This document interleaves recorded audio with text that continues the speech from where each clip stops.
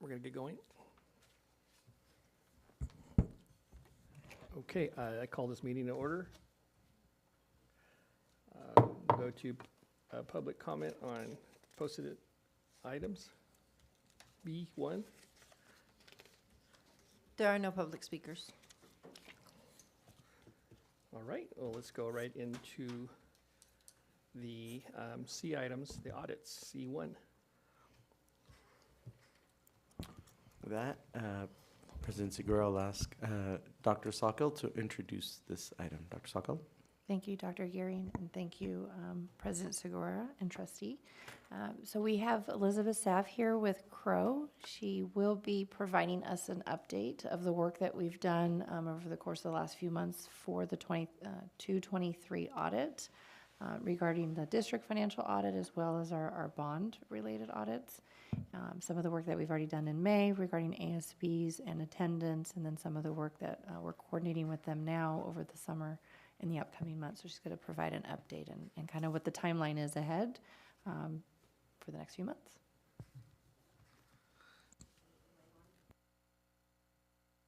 Or should I just talk loudly? Oh, there we go. Okay.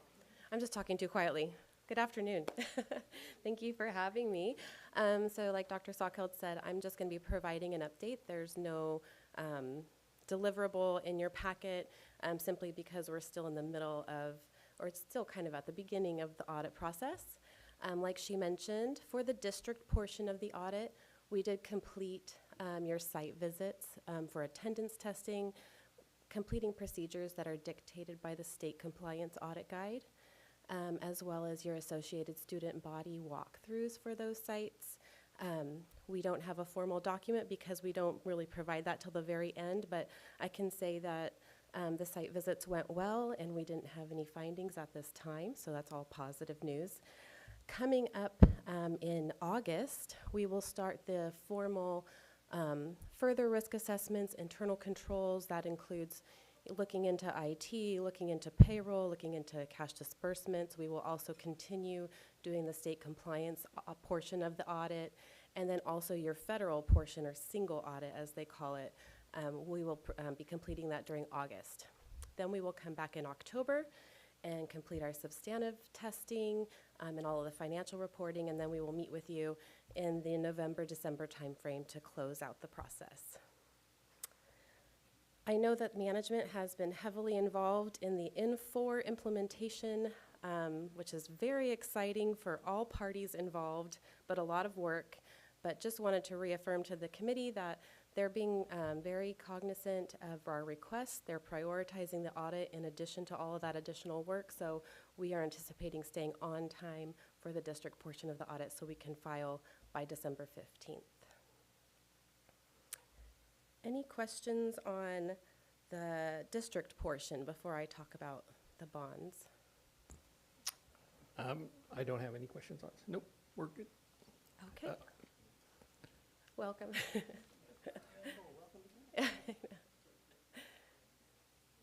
Okay. Welcome. All right. So for the Prop O and Measure D, I'll talk about these in conjunction with each other, even though they are separate, but we do a lot of procedures at the same time. I am personally not involved in this portion of the engagement. The district and the board has always maintained that we have separate senior managers covering the district audit and covering the performance audit.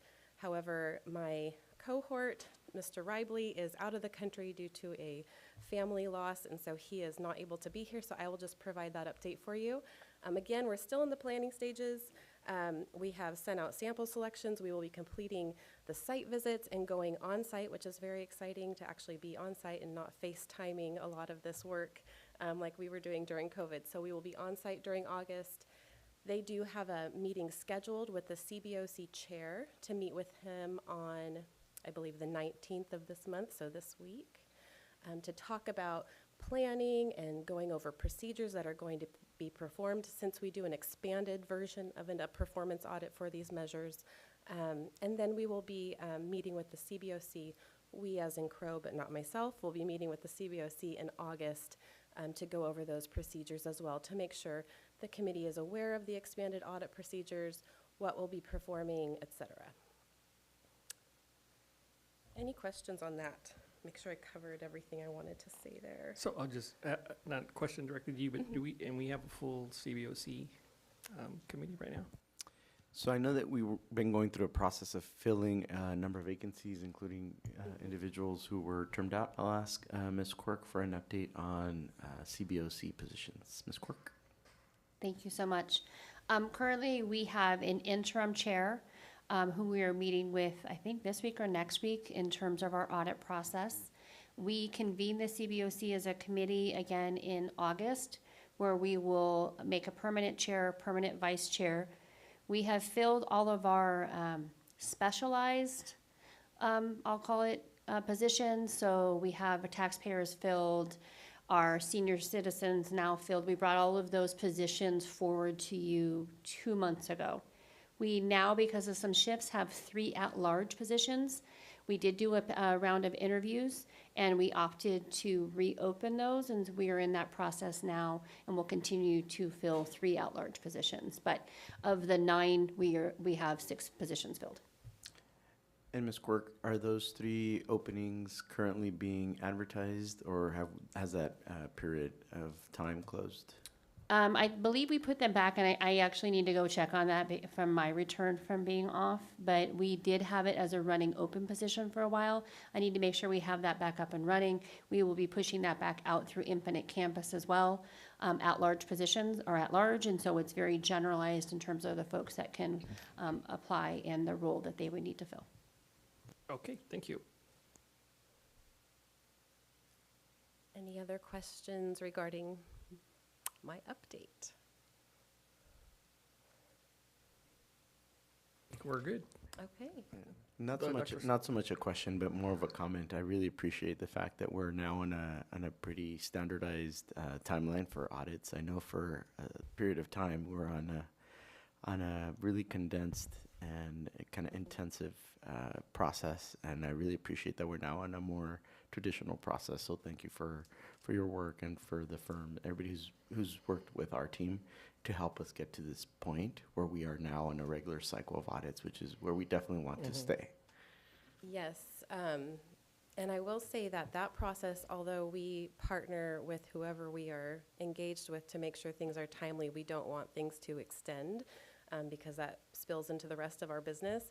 But a lot of that is really driven by management. We have districts who don't prioritize the audit and they still will extend. So the fact that we are staying on time and we do have regular check-ins with your management team is really a testament to them driving and prioritizing the audit as well. But thank you. Thank you. All right. Have a great afternoon, and thank you for letting me enjoy the 78-degree weather. Because Yeah. in Sacramento, it's 110. Oh, So thank you. you're welcome.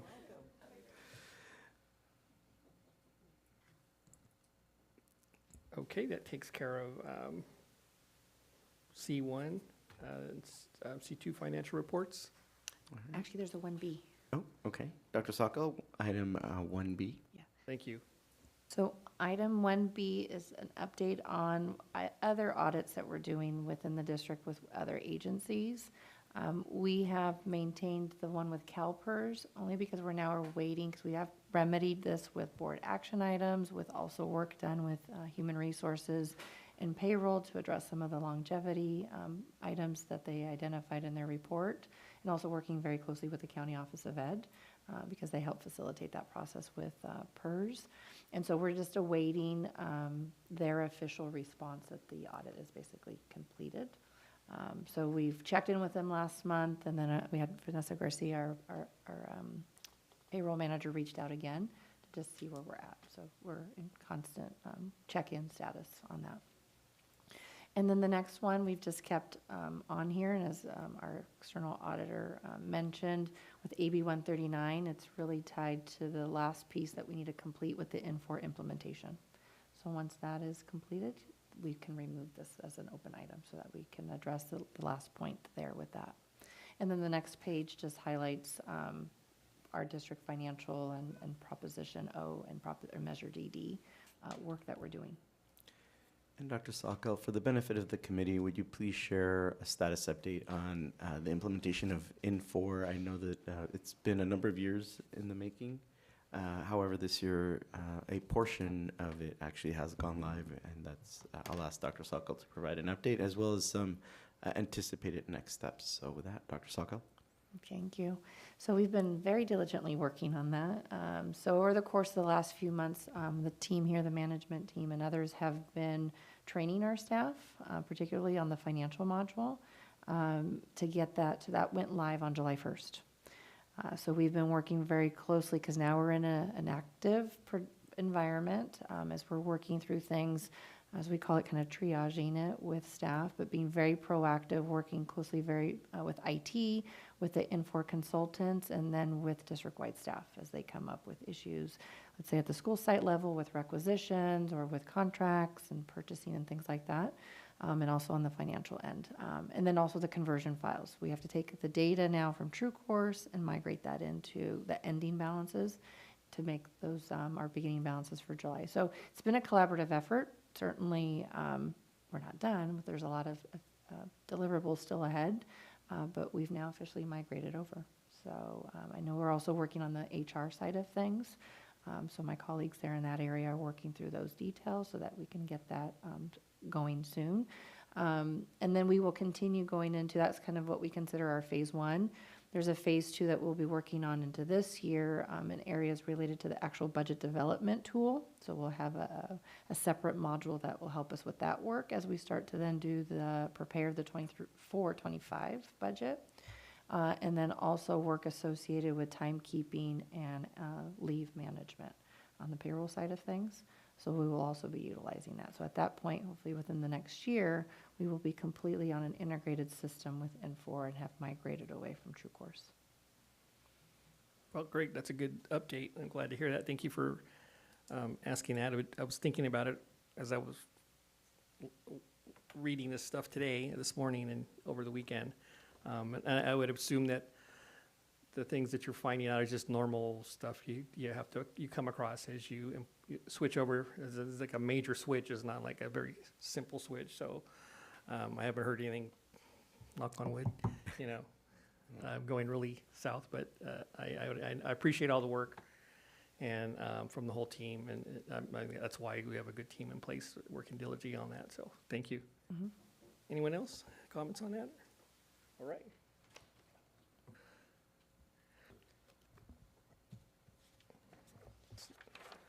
So with that, I think we are on to financial reports. We have Thank the you. 23-24 adopted budget and the 22-23 second interim report. So with that, I'll ask Dr. Sokol to begin those presentations. Dr. Sokol. Thank you. I'll focus primarily on the 23-24 budget development. The one with second interim is informational there because a lot of it's rolled into what we presented here back in June to the board. So I know a lot of you are familiar with this because we had shared this a few weeks ago, but for the benefit of the committee as a whole, I'm just going to highlight a couple of the slides here because of the work now that the state and the governor did approve a budget. In June, we will now evaluate any key changes, although I think we captured quite a few with some of what the details that were incorporated in the May revise, particularly around one-time grants. And so we would then bring forward in the upcoming weeks to the board on August 14th, which we know is a 45-day budget revision. So I anticipate that to be probably minimal. And then that will start our next steps as we're working here with unaudited actuals with our auditors. We'll do that work here in September. That then will lead into our continued work with first interim and so forth. So I'll have Deanne just go to a couple of slides here. That was the timeline. Going to slide 5. Again, this is just a table that highlights the key differences from where the governor's January proposal was issued versus the May revise. And what you can see there are some key changes was around those one-time grants. So significant changes regarding that. We had already seen a reduction on the arts, music, and instructional materials discretionary grant in January, and then we saw another slight change in May. And then what was a little bit more of a significant reduction, about 50%, was around the learning recovery grant. What's unique about those two grants is that we had the district had already received the cash payments for it, now we have to pay back the cash of what was received. So those are already set up as amounts due back to the state.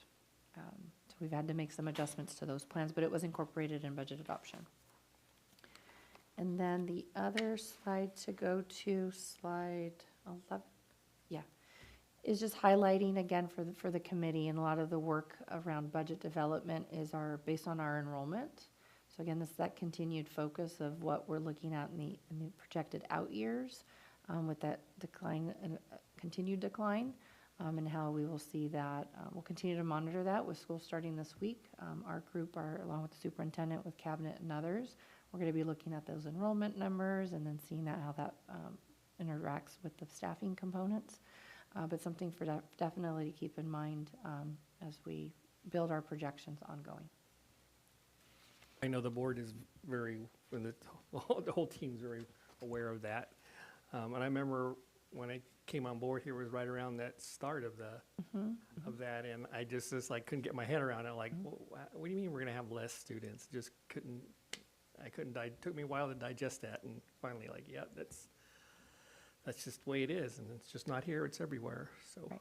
It's not throughout the state, but this gives you almost, in essence, a 10-year view of going from 40,000 to about almost 34. right. Thank you. And then the next slide here. We have a question over here. Can we go back to the budget versus May revision slide? I just had a question regarding the art, music, and instructional materials block grant reduction. I was under the understanding that that amount, the May revision amount, was restored in the final budget. Do you know if Both that's? may remained as a reduction. We were going to analyze the details, but most of it hadn't Yeah. been. Yeah, I just got that info before I came here, so. There's a lot of trailer bill language and things kind of I think post, and that's what we're analyzing. That's what that 45-day till everything Okay. kind of settles. We've Okay. got School Services of California as well as Capital Advisors who've been holding workshops. Until we get a lot of those details, we'll start putting things together. Yeah, because that was alarming to me, just to see that amount, so it'll be interesting to hopefully hear that maybe Not as some of much. that was, yeah, thank you. And Dr. Sakal, is the same thing hold true for learning recovery emergency block grant reduction as you recall? That it was, reduced. Okay. So again, this is where we built the budget, and that's where we're going to see where everything plays out over the next few weeks. Yep. And then this slide here is just to emphasize not only with our enrollment consideration, because when we look at the revenues we receive by the state on the local control funding formula, one item to note that the district, and district's not alone, it's across the state across the state, is attendance, average daily attendance hasn't rebounded. The district has historically been around 94%, and when we did our final reporting in March as our basis to build this out, it was 90.39%. So we kept our out-year projections still a little bit on the lower side, but until we see that materialize and hopefully increase, but that's a significant amount of revenue loss as well, compounded by the enrollment piece. So continue to monitor that. Then the next item here is just what ties into our budget plan, and then also now will tie into our fiscal year and work what the team is working on over the summer, is our projected ending balances. Kind of, you see the side by side of where we're at. What's unique, where we did our June estimated actuals, there's a slight uptick only because we have to look at our local control accountability plan, and any unspent dollars, we have to account for it here, and you'll see it then on the next slide. So it did show kind of an uptick from $87 million, a second interim fund balance, to 110. It's because we have about $28, $29 million of dollars that will now be reaccounted for in the 23-24 year. And we're closing the book, so this number we'll have a accurate number come September. And then if you go to the next I have a slide. question on that from Trustee Emerald. Just one question. On that slide that you were just mentioning, down at the bottom on line 24, it talks about actually revenues, ending balances. Are those truly balances? Do we end in the black that way? And then is that money we can roll over to the next year? So this is our projection, yeah. Okay. And we'll have the final number is in September when we close the books. But those are our projections at this point in time, Okay. when we presented this in June. And are these non-restricted funds? This is unrestricted. Mhm. Thank you. And then as we go into, and this is just a snapshot of our local control funding formula. So you can see we get about, for what we're projecting for 23-24, about $488 million from the state. So a lot of what we have, those variables, cost of living adjustment, our attendance, rates, and so forth, all factor into these calculations.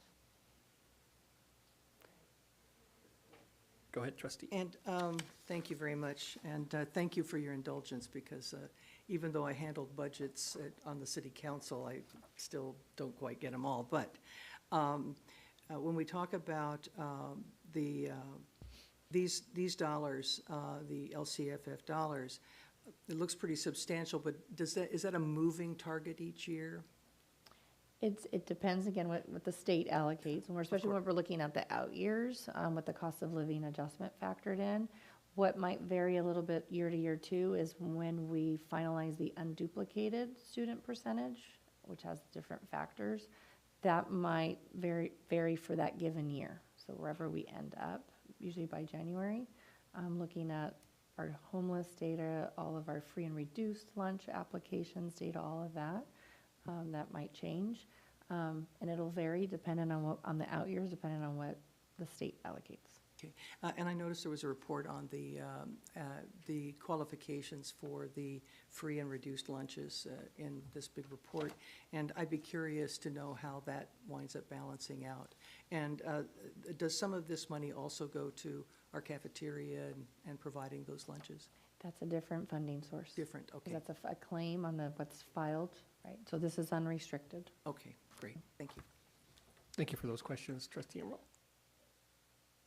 And then the next slide, so we take what we anticipate, that 110, and that's why then you kind of see a significant in line 8 with revenues less expenditures. So it looks like it's a deficit of 25 million. That's because it's primarily attributed to that LCAP money. So what we had is that, in essence, what we're saying is unspent, we have to spend it in the next year. So it gets rebudgeted. So to offset that, but if without that, it would have been probably a positive bottom line. But then you can see to the reserves. So we have reserves earmarked as we have it as the declining enrollment, and then also our required 2% of uncertainties.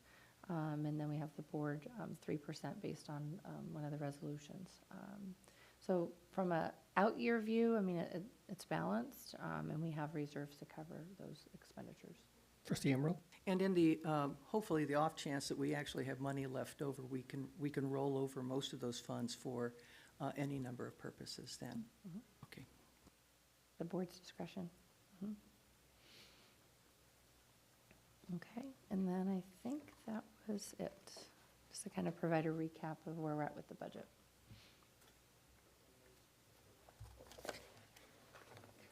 Yeah, so 2B? The It second was- interim report? And that one was just more informational, because that ties already into what's in the governor, or in the adopted budget. All right, we go to 3, audit firms, RFP. So on this one, I'd just like to inform the committee, so our contract with the auditors has met the 5-year ed code provision. So it's been 5 years now, 2018 to now. So they were approved back then for the 18-19 fiscal year start. So this is their last one on this current engagement.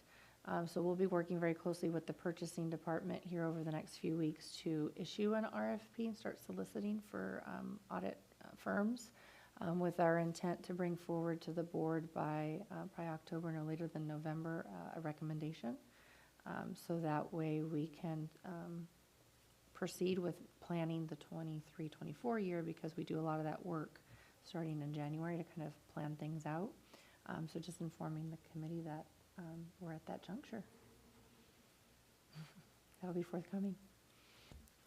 Questions on that? Let me go to 4, internal audits. Thank you, President Segura. For this one, I'll turn to Ms. Enriquez to Daphne.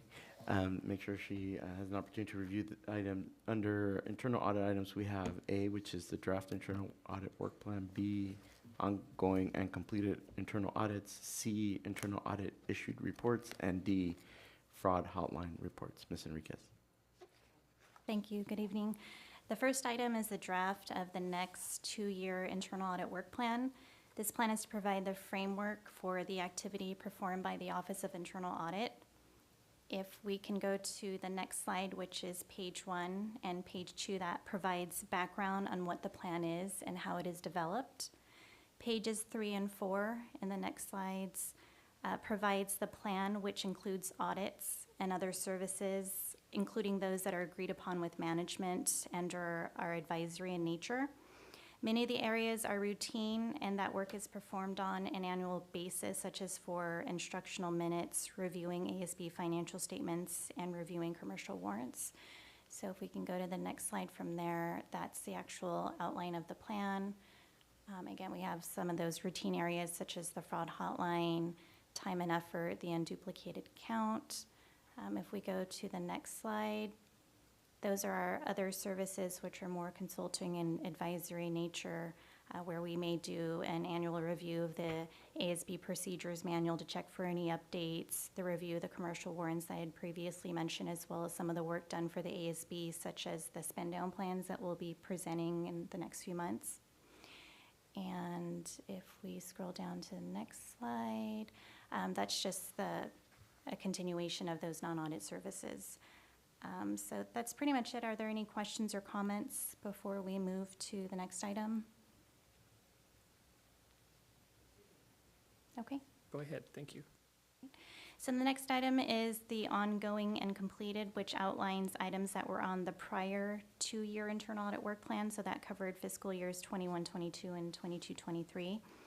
If there's a checkbox in the column for ongoing, this indicates an engagement that's currently in progress. If there's a checkbox in the column for completed, this indicates an engagement that has been completed and a report has been issued for. The first section beginning on page 1 shows the audits. Since the last meeting, there was 1 report issued for the audit of nutrition services, which we'll be presenting as a later agenda item. There are several audits that are in progress, such as for the unduplicated count and those for the associated student bodies. If we can go to the second section that begins on page 3, those are the non-audit services, again, including those that are agreed upon with management. Most of those have been completed. And the last section that begins on page 6 lists all of the internal audit reports that have been issued. The cells that are shaded in gray are for reports that were issued and presented in a prior meeting. If we scroll down to the very last page of this, there's 3 reports issued, again, later agenda items. But before I get into that, are there any questions or comments about the ongoing and completed? I don't see any. Oh, yes, we have. Trustee. You mentioned, going back a few pages, the fraud hotline. Yes. How many calls do we get to the fraud hotline, and what kinds of calls are they? It varies year to year. This past year, we had a total of 7 cases. Most of them are non-fraud related. 7? We had 7 this year, yes, and all of them were non-fraud related. So most of those, if they're non-fraud, we have our Chief Compliance Officer, Susan Park, who's also here in attendance today, who investigates those, and there is usually some action with the administrator at the site or department that the case is related to. Okay. How much money do we put into that particular hotline? It has varied. I think over the past 5 years, it was about 16,000. I think it's a little reduced this year, maybe at about 12,000, is it, approximately? It's based on call volume. Right. Well, maybe it's a good thing we're getting a lower volume. But, you know, we probably still need to have some resource for people in the community who say, gee, I got a call, and they say they're raising money for a school. Could you tell us about it? That kind of thing, right? Absolutely. And in addition to them being able to submit their reports over the phone, they also have an option to do that online. Oh, okay. Yeah. Very good. Thank you. Uh-huh. So I think we're ready to move on to our next Yes. agenda item, which Yes. is the internal audit issued reports. In addition to the fraud hotline quarterly reports that we'll be getting to in the next agenda item, there is one report to share, which are the results of the internal audit for nutrition services. In summary, the audit was a review of student eligibility for the National School Lunch Program for fiscal year 22-23, for which there were no findings. We also reviewed the financial activity for the fund. We concluded that it all appeared to be reasonable with no findings as well. Were there Very any? good news. Mhm. See Emerald?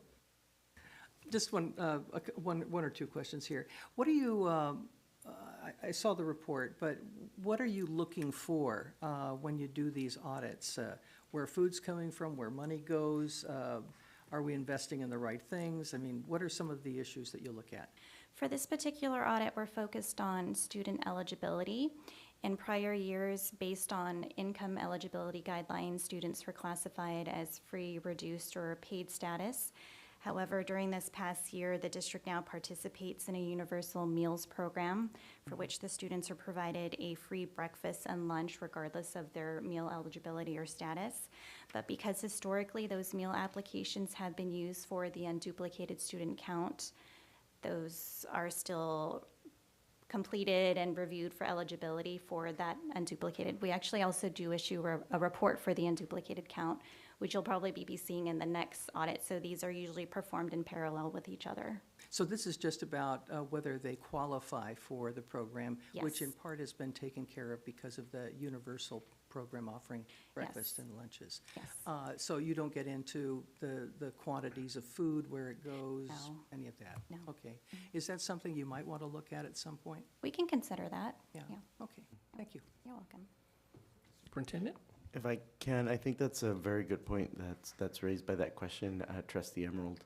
Because on one end, the state requires of us that we provide universal meals, which is a great goal. On the other hand, they base funding formulas based off of the application, the free and reduced meals.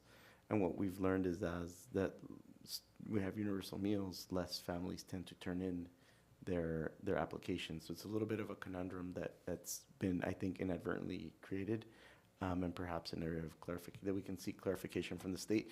Because again, we fully embrace universal meals. However, because of universal meals, families no longer have a an incentive, if you will, to fill out the forms. And then part of our LCFF is based upon those forms. So it's just a little bit of a conundrum. Well, it sounds as though everybody needs to fill out a form. Yeah. And without, judgment, without fear of anybody trying to track them down or, deportation or any of that stuff, right?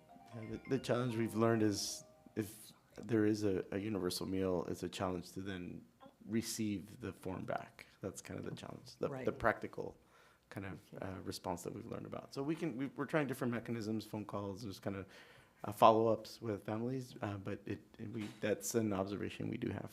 Still a very generous program, really important. Thank you. Definitely. So the last item would be the fraud hotline reports. The fraud hotline is designed for reporting suspected cases of fraud and is administered by the Office of Internal Audit as well as the Compliance Department. And again, we have our Chief Compliance Officer, Susan Park, here with us this evening. The reports are to summarize activity and is prepared on a quarterly basis. Since our last meeting, 2 reports have been issued, one for the quarter that ended March 31st and the second one for the quarter that just ended June 30th. Those reports show that there were 3 submissions in the last 2 quarters that were non-fraud related. And if we can refer to the very last report, page 2,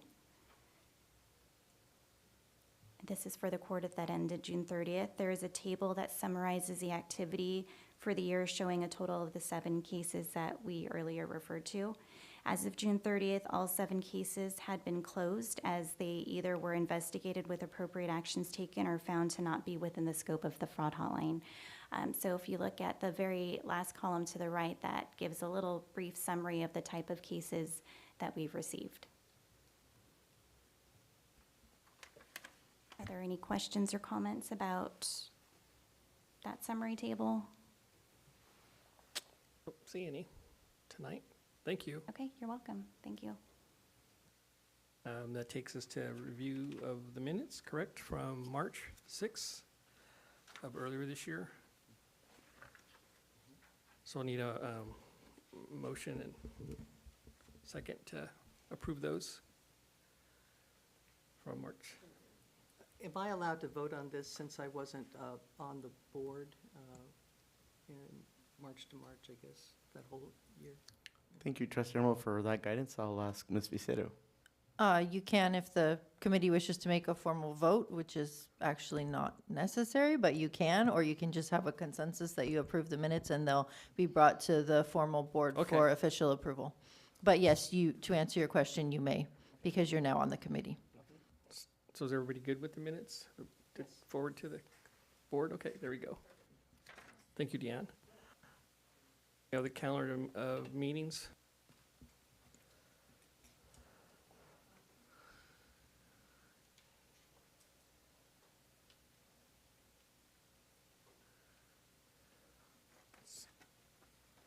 So I have one. So I have a conflict now with October 3rd, and I'll be out of country that week. So if we could somehow figure out another date, if possible. Thank you, President Segura. Any other scheduling conflicts from the committee that you're aware of at this time? Okay. Dr. Sokol, you were about to comment on the schedule, I believe? Conflict, so now it's been brought up. So we'll work on a date to All right, coordinate with the committee. we're good? Okay. Then move on to 7. Do we have any recommendations for under recap to the board? We usually do a recap. I haven't heard any requests tonight. I don't think we have any tonight. If I may, I'll just poll the committee for a new date for the Sure. October meeting. Sure, thank you. So that's pretty much concludes our meeting. I kind of thought it was going to be a smooth meeting, kind of where we're at in the cycle and all the fine work that's been going on. And I, like I said, not to be redundant, but it's, boy, I really appreciate all the work that's being done. And what you mentioned earlier, Superintendent, about, just having just the regular audits of our organization is something in itself, let alone everything that everybody was living through the last several years, and just to be able to just focus on our regular audits, which is a lot. I know that's I can't say they look less stressed out, but everybody was here, but it's still a lot of work. But I truly appreciate we're through that and we're focused. And then hearing the Infor update was that was very good information. So if we have no other comments, anything, we will adjourn. We're adjourned.